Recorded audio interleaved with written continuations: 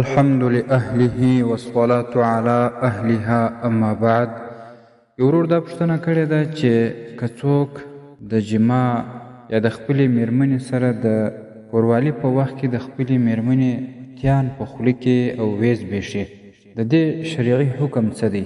او که چیرې شیدې تر ستوني تېرې سي نکاح ته تاوان رسیږي که نه؟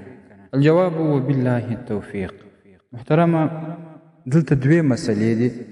یوه مسله دا ده چې د خپلې مېرمنې حیا دې وي تیان په خوله کول او یا زبېښل، هغه که هر وخت وي، یعنی د جماع په وخت کې وي یا بل وخت وي، په شریعت کې ممنوع نه دي، جایز عمل دی. او که چیرې په تیانو کې شیدې وي، د خاوند و خوله ته شیدې راسي، نو دغه شیدې توکول پکار دي. او که غالب ګمان دا وي چې په تیانو کې شیدې دي د زبېښلو په وخت کې خوله ته راځي، نو بیا دې د تیانو په خوله کولو څخه کوشش وکړي ځان دې وساتي. او که بیا هم په غلطۍ کې دغه شیدې تر ستوني تېرې سي، نکاح ته تاوان نه پر رسېږي، خپله ښځه نه پر حرامېږي.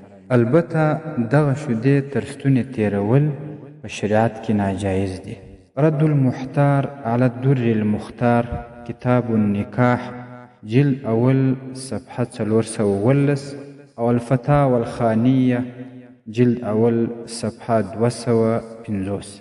السلام علیکم ورحمة الله وبرکاته. تاسو د شرعي پوښتنو جوابونکی مفتي حکیم الله صابر الحنفي صاحب